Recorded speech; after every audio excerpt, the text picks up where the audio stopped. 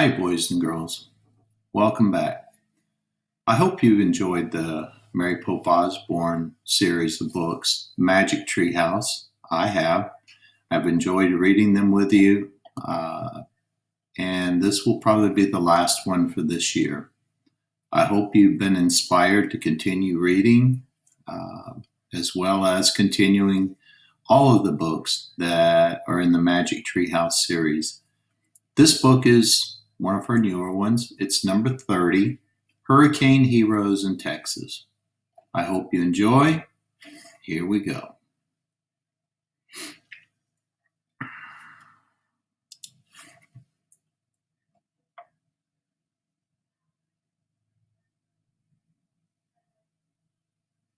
Magic Treehouse, number 30, Hurricane Heroes in Texas, by Mary Pope Osborne. Illustrations by Ag Ford.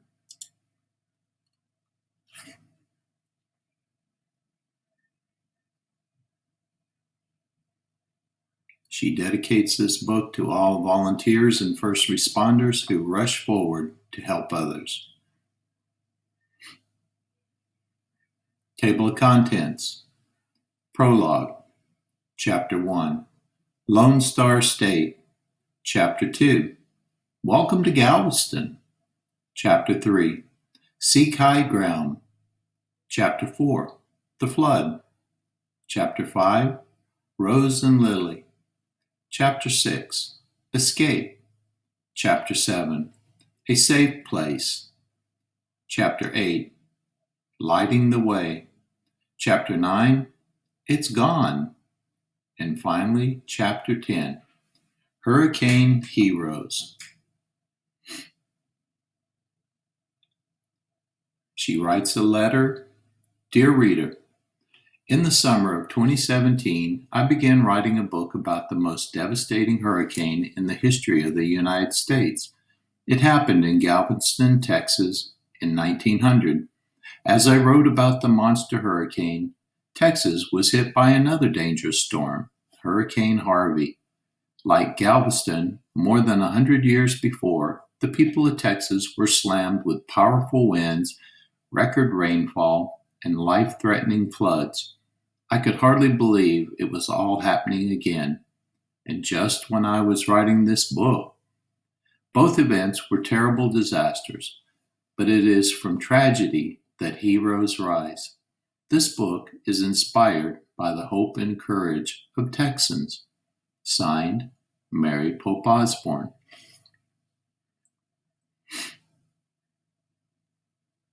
Prologue. One summer day in Frog Creek, Pennsylvania, a mysterious treehouse appeared in the woods. It was filled with books. A boy named Jack and his sister Annie found the treehouse and soon discovered that it was magic. They could go to any time and place in history just by pointing to a picture in one of the books. While they were gone, no time at all passed back in Frog Creek. Jack and Annie eventually found out that the treehouse belongs to Morgan Le Fay, a magical librarian from the legendary realm of Camelot. Since then, they have traveled on many adventures in the Magic Treehouse and completed many missions for Morgan. In Magic Treehouse books number 29 through 32, Morgan has given Jack and Annie a new challenge. They must learn important truths from heroes who have helped the world.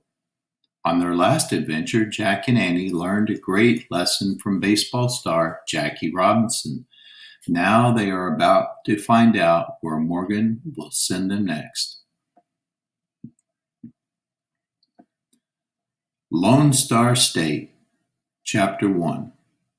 Jack and Annie sat on their front porch. They were waiting for their mom to take them to baseball practice. Tap, tap, tap. Raindrops splattered on the porch steps. A strong breeze shook the tree leaves. Uh-oh, said Annie. Do you think a storm is coming? I can't tell, said Jack, looking up at the clouds. Sorry, kids, their mom called from inside. Coach Dave just emailed. No practice today. Darn, said Jack. That's okay, said Annie. Now we can go to the woods. The woods, said Jack. Why? I woke up with a feeling, Annie said in a hushed voice. Something really important is going to happen today. I thought it was about baseball practice, like maybe I'd hit a home run or something. But now, she smiled at Jack. Really? You think? He said. Yes, hold on. I'll get our stuff. Annie hurried inside. A moment later, she returned with two small umbrellas in Jack's backpack. She handed over the pack and one of the umbrellas. Mom says as long as there's no thunder and lightning, we can take a walk. Great, said Jack. He pulled on his pack. To the woods. To the treehouse, said Annie. Jack and Annie opened their umbrellas and headed out into the rain. They ran down the sidewalk, across the street, and into the misty Frog Creek woods. Raindrops fell softly as they hurried between the trees. The air smelled of wet leaves and damp earth. Finally, Jack and Annie came to the tallest oak in the woods. Yay, Jack whispered. Annie laughed. Glad it rained today? Totally, said Jack. He and Annie folded their umbrellas and climbed up the rope ladder. The magic treehouse was dry and shadowy inside. The book lying on the floor, a purple leather bookmark, was sticking out from between the pages.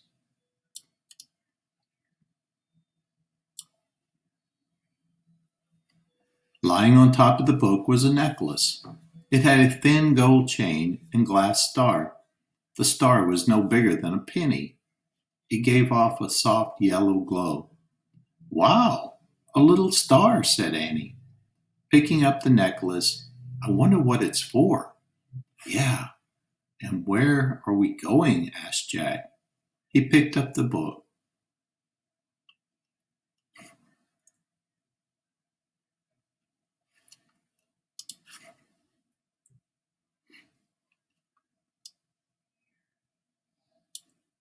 The cover showed a red, white, and blue flag with one big star.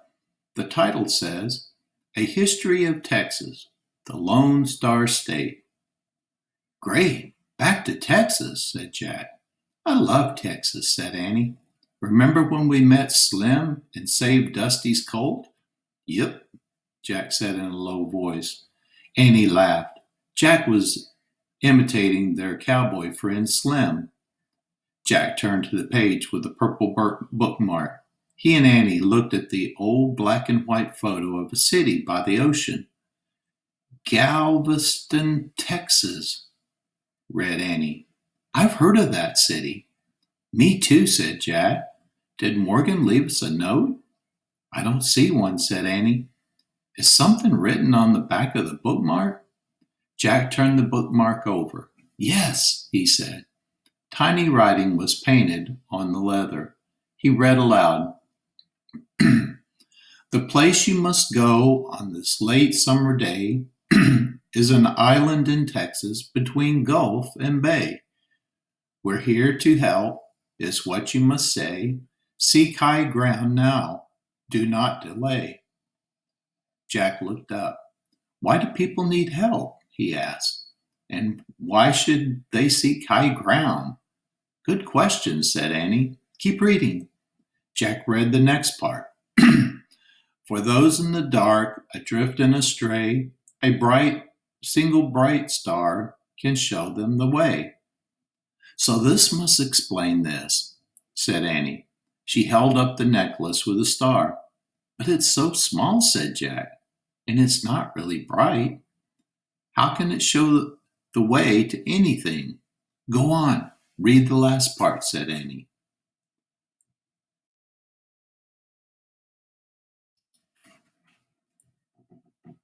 Jack read the last lines of the rhyme. Learn from a hero who is humble and brave, what welcomes the hundreds arriving on waves. What does that mean? Asked Jack.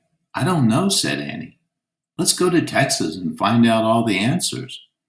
She hung the star necklace around her neck. Wait, do we have a Pennsylvania book to help us get back home? Said Jack. They looked around the treehouse. There, said Annie. She pointed to the Pennsylvania book in a shadowy corner. Okay, all set, said Jack. He placed his finger on the picture of Galveston, Texas. "I wish we could go there," he said. And the wind started to blow. The treehouse started to spin. It spun faster and faster. Then everything was still. Absolutely still. Chapter 2. Welcome to Galveston. Tap, tap, tap. Soft rain fell on the roof of the treehouse. A gentle breeze shook the treehouse leaves outside. "Old-fashioned clothes?" said Annie. She and Jack were both wearing stockings, leather shoes, and shirts with sailor collars. Annie wore a cotton skirt, and Jack wore knee pants. Their two umbrellas had changed into one large black umbrella with a bamboo handle. Jack's backpack was now a thick canvas knapsack. "We wore clothes like these when we were in San Francisco in the 1906, said Jack. "Maybe we've come to the same time." He and Annie looked out the window. The treehouse had landed in a spreading oak tree in someone's backyard. From the window, Jack and Annie could see all the way across the city of Galveston. They saw wooden houses, fancy-looking mansions, stables and barns, horses, buggies, and street trolleys. "This could definitely be the early 1900s, said Annie. "No cars or trucks anywhere." "Right," said Jack. He pulled out their Texas book and found Galveston in the index, and he read aloud. The city of Galveston, Texas, was built on a long, narrow island between the Gulf of Mexico and Galveston Bay. Exactly what our rhyme says. "An island in Texas between Gulf and Bay," said Annie. Jack kept reading. In the late 1800s, Galveston was the third busiest seaport in the United States. Ships from all over the world docked there. The thriving city had almost 40,000 residents. It was also a popular tourist resort. "That's us, a couple of tourists," said Annie. "Come on, let's explore the city." "Okay," said Jack. "But the main thing we have to do is find the people Morgan wants us to help." Jack put their Texas book in his knapsack. Annie grabbed their old-fashioned umbrella. "Wow, this is heavy," she said. "Toss it to the ground," Jack said. Annie lowered the long folded umbrella out the window and dropped. Then she and Jack climbed down the rope ladder. As they stepped into the soggy grass, the rain fell harder. Jack picked up the umbrella and opened it.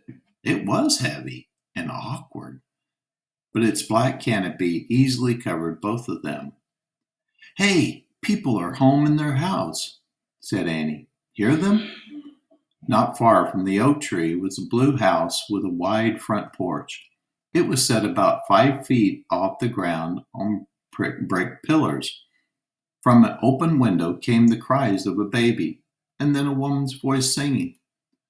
"Hush, little baby, don't say a word. Papa's gonna buy you a mockingbird." "She has a pretty voice," said Annie.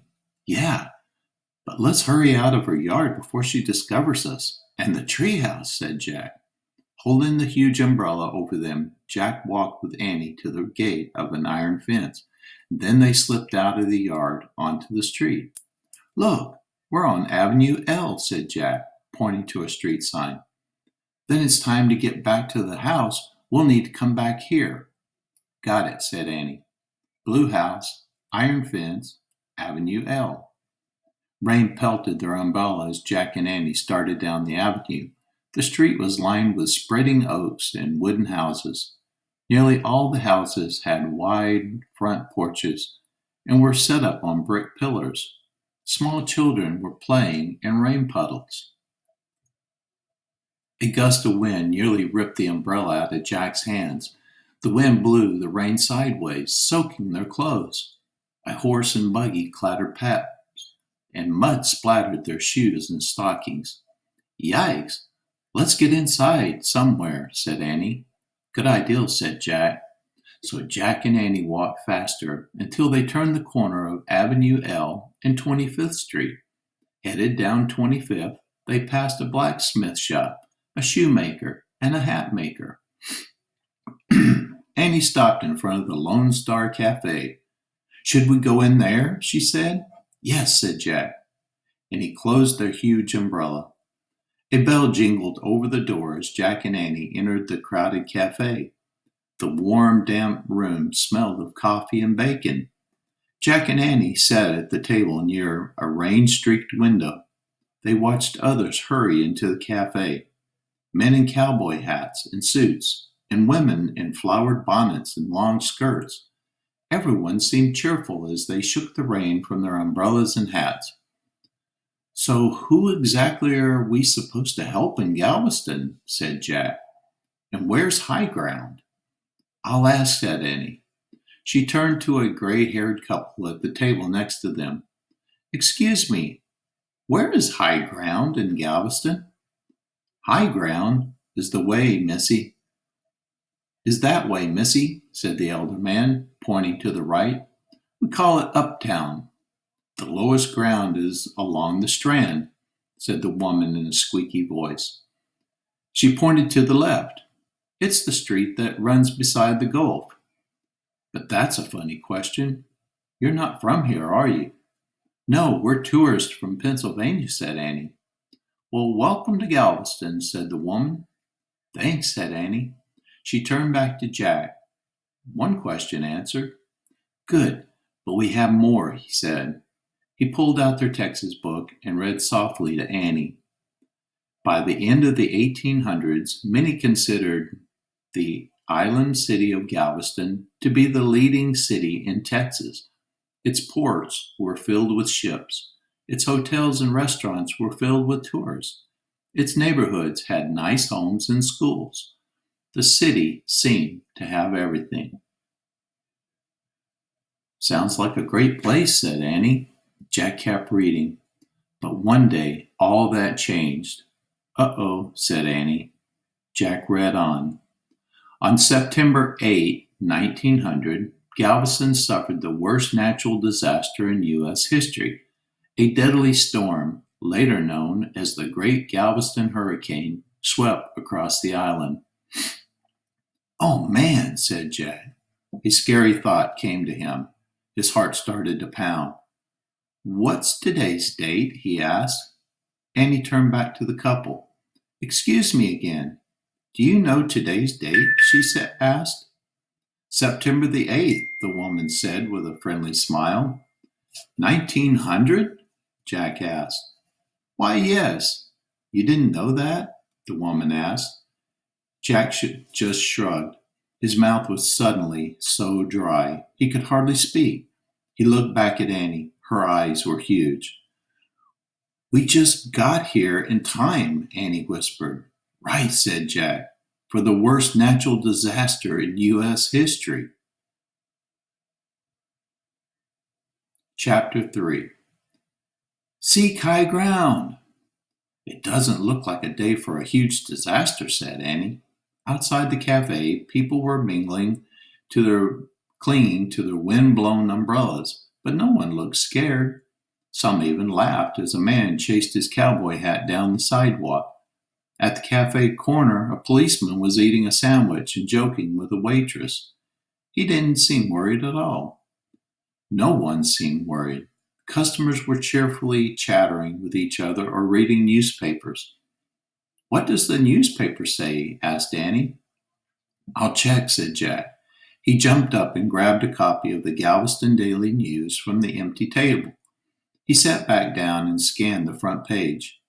Near the bottom was a small headline, "Storm in the Gulf." "Listen," Jack said to Annie. He read aloud. "The awaited Gulf storm has moved north over Cuba. The Weather Bureau reports no new information about the storm's movements. Most likely, it changed a course before reaching Texas." Jack put down the paper. "That's so wrong," he said. "It's headed straight for Galveston."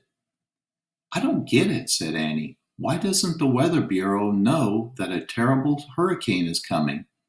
I guess because in 1900 they didn't have any radar or satellites, said Jack. They didn't have computers or TV or weather apps or. Okay, got it, said Annie.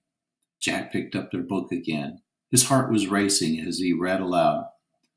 On September 8, Galveston was completely unprepared for a terrible hurricane. For 8 hours, raging winds and water rushed across the island. Thousands of lives were lost in the storm surge. Thousands of lives? That's terrible, said Annie. What's a storm surge? It's when high winds push the ocean water over land, Jack said. He kept reading. Seawater from both the Gulf and the bay covered the whole island. Those who fled to higher ground had a better chance of surviving. Many found safety in tall, sturdy buildings, such as the Tremont House Hotel or the Ursuline Academy. Morgan's message makes perfect sense now, said Annie. We have to help people. We literally have to tell them to seek higher ground now and do not delay. She turned back to the elderly couple at the next table. Excuse me, but we have information that a powerful hurricane is coming here today, she said. Everyone needs to seek higher ground. Or go to the Tremont House, Jack said, or the Ursuline Academy. The woman smiled at them. You're both so sweet, wanting to help everyone. We're expecting a bad storm, but not a hurricane, she said. She's right, the man said. And we're used to bad storms here. That's why many of our houses are raised up on pillars. It keeps the floodwaters from coming in. Jack just nodded. Okay, thanks, he said. He didn't know what else to do. He didn't show them a book from the future. Jack, we have to tell someone in charge, Annie said. How about the policeman? He should be the one to warn everyone. Okay, said Jack. Jack put their Texas book in his knapsack. Annie grabbed their umbrella. They hurried over to the policeman. Excuse me, sir, said Annie. We have reliable information that Galveston is about to have the worst natural disaster in U.S. history. That's right, sir, said Jack, trying to sound calm. Everyone needs to seek higher ground or find shelter in tall, sturdy buildings. The jolly-looking policeman grinned. And where did you kids get your information? He said. Someone told us, said Jack. Someone really smart.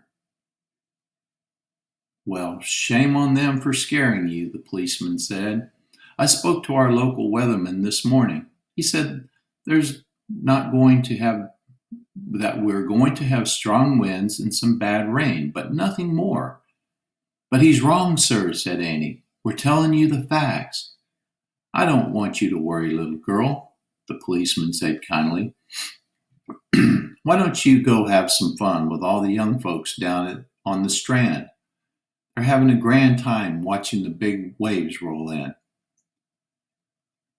And I was just down there. Annie whirled back to Jack. The Strand, she said. That's the lowest ground. Oh, no, said Jack. We have to warn them. Thanks for the tip, Annie said to the policeman. Then she and Jack raced out into the driving rain. Water was rushing down the sidewalk. Jack struggled to open their huge umbrella, but the wind yanked it from his hands and carried it down the block. Oh, no! There goes the umbrella, said Jack. That's okay, said Annie. We're already soaking wet. With the rain pounding them, Jack and Annie started down 25th Street towards the Strand.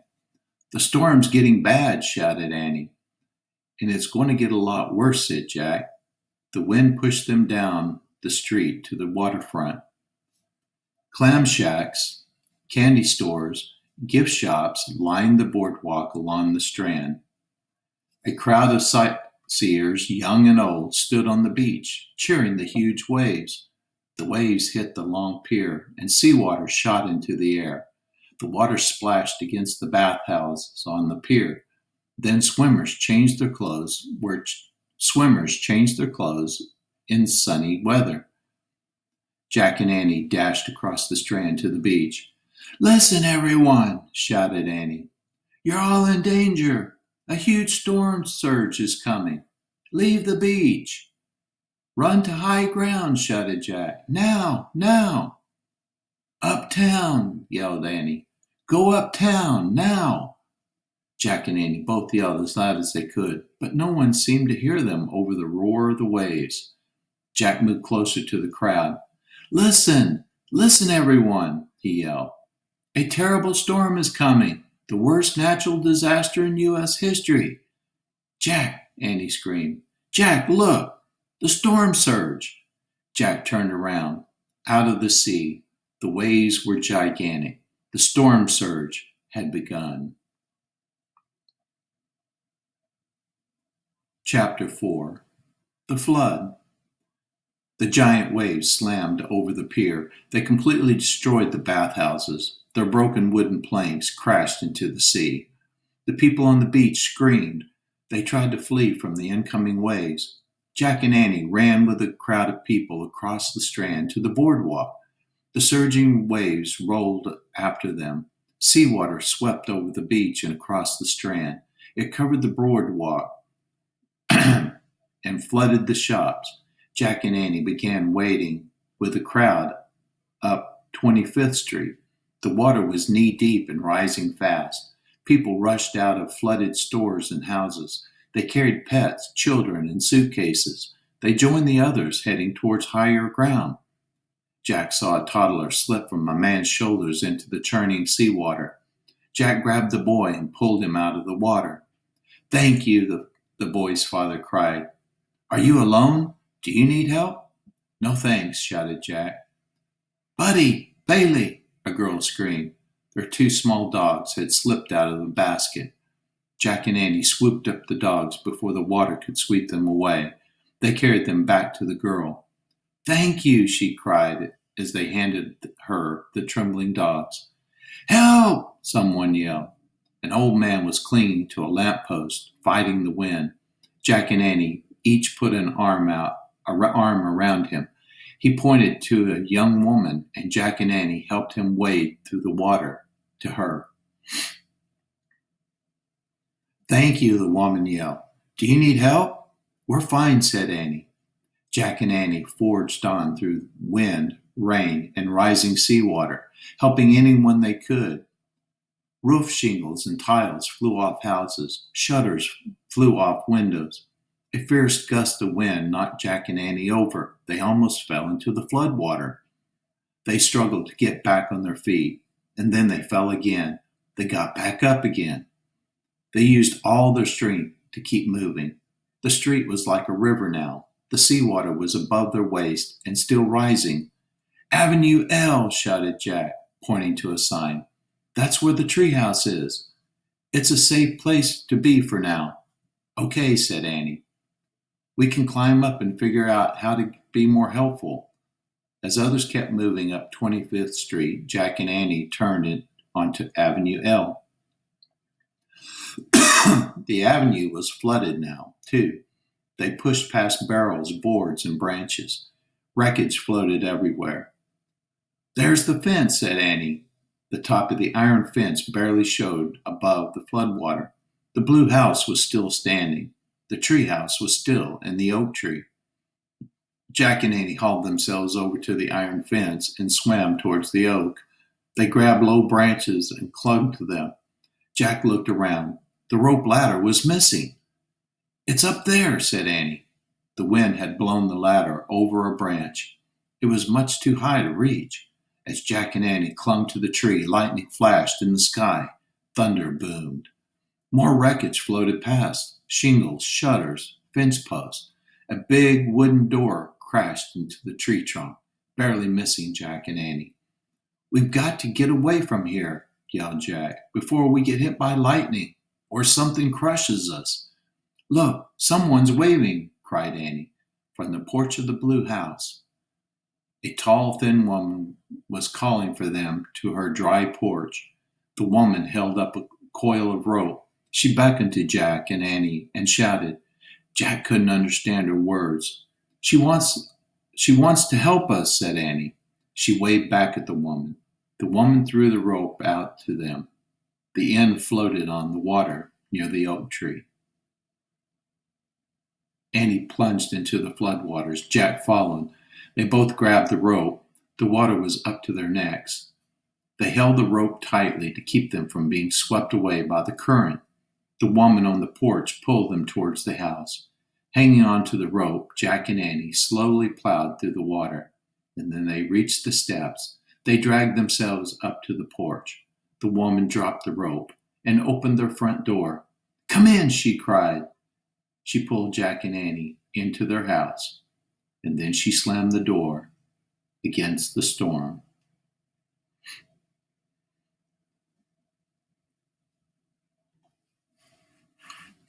Hope you enjoyed the first 4 chapters. We'll start with chapter 5, Rose and Lily, the next reading. Have a great day.